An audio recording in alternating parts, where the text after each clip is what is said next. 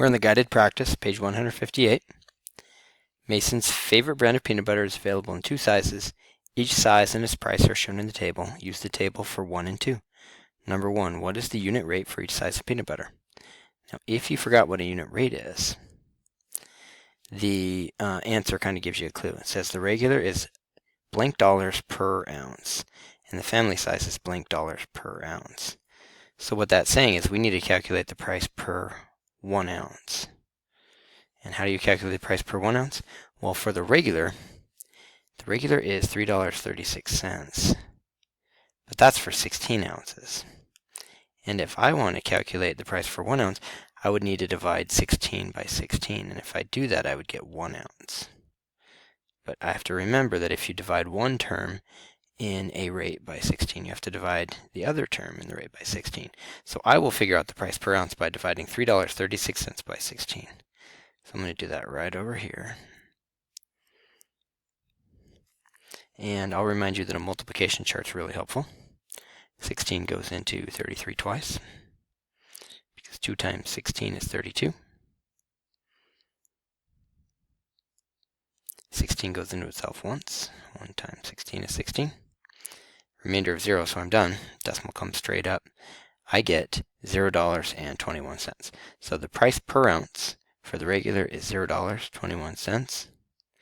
And then you do the same thing for the family size, except for the family size would be, it's going to be the same structure, but it's going to be the price, $7.60, divided by the ounces, which is 40. 40 goes into 76 only once. 1 times 40 is 40. You get a difference of 36, and that is less than 40, so I get to bring down my 0. And 4 goes into 36 9 times, which means 40 goes into 369 times. 9 times 40 is 360. The decimal comes straight up. It's $0.19. Question 2, which size is the better buy? The family size is 19 cents per 1 ounce, so that is the slightly better deal.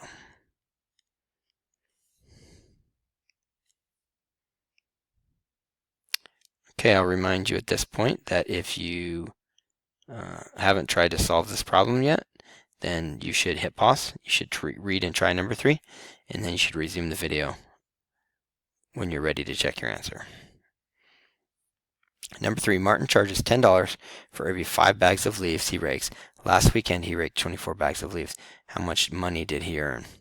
The cool thing about this problem is they give you a tape diagram. That's what this thing over to the right is. They give you a tape diagram. And the first thing you recognize is that if you take $10 and split it up by 5 bags of leaves, then each of these would be $2. If each of these is $2, 2 times 5 is $10. So if each of those is $2, then that means that for each 1 bag of leaves, Martin makes $2. And then if you read carefully, it says last weekend he raked 24 bags of leaves. So very simply, you can just say 24 times 2 is $48 for 24 bags of leaves. Okay, numbers 5 and 6 ask you to find the unit rate. Again, the unit rate is, like for example, on number 4, Lisa walked 48 blocks in 3 hours. I actually want to find how many blocks she walked in 1 hour. And number 5, Gordon types 1,800 words in 25 minutes. I want to find how many words in 1 minute. So each of those can be found by dividing, in number 4, the blocks, 48, by the hours, 3. And 3 goes into 4 once. And 3 goes into 18 6 times. So if Lisa walked 48 blocks in 3 hours, that's 16 blocks in 1 hour.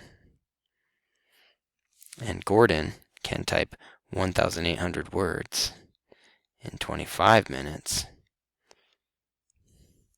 25 goes into 187 times, because 7 times 25 is 175. And 25 goes into 50 twice. 2 times 25 is 50. So Gordon can type 72 words per minute.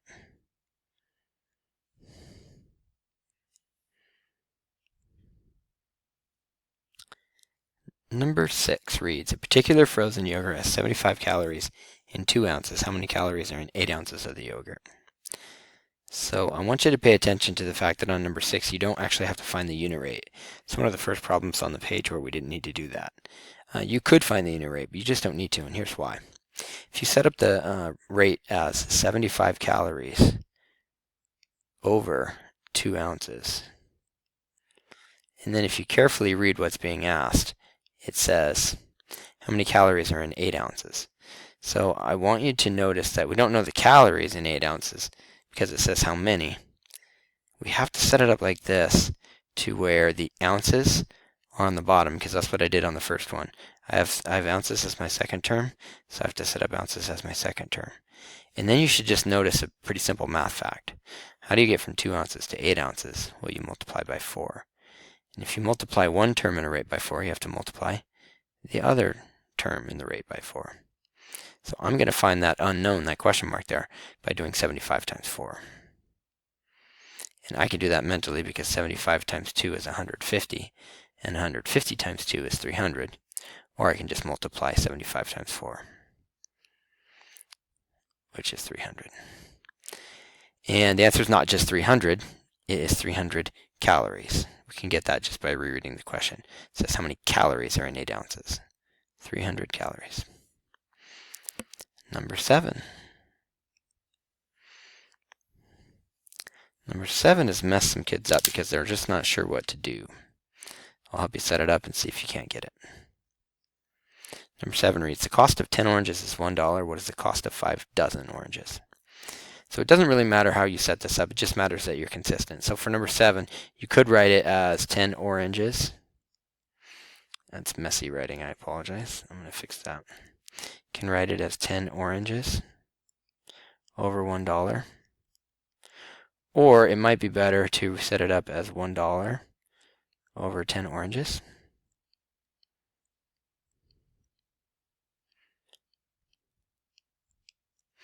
And then it says what is the cost of 5 dozen oranges? And so what a lot of kids want to do is they want to write 5.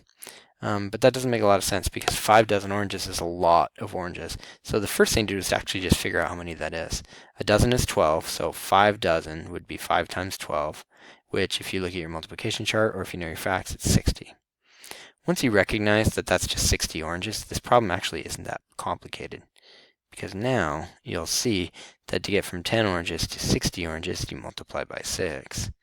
And if you do that to the second term, you have to do it to the first term. So you'd multiply by 6, and you'd get $6. 5 dozen oranges is $6. All right, the last problem. The question says, how can you use a rate to compare the cost of 2 boxes of cereal that are different sizes? The very, very, very first problem that we did was 2 different cereals. And one of the cereals was $3.84 for 16 ounces of the cereal. And when we divided $3.84 by 16, we got $0.24 per ounce. And the other cereal, the larger box of cereal, was $4.50, but that was for 25 ounces.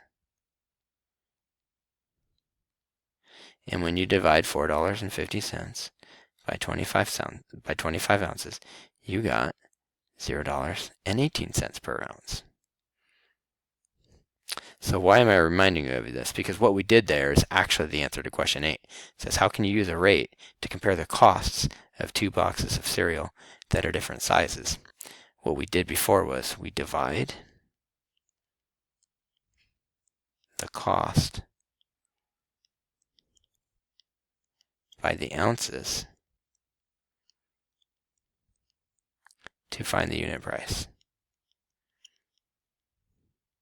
Or a better way to say that might be to find the price per ounce.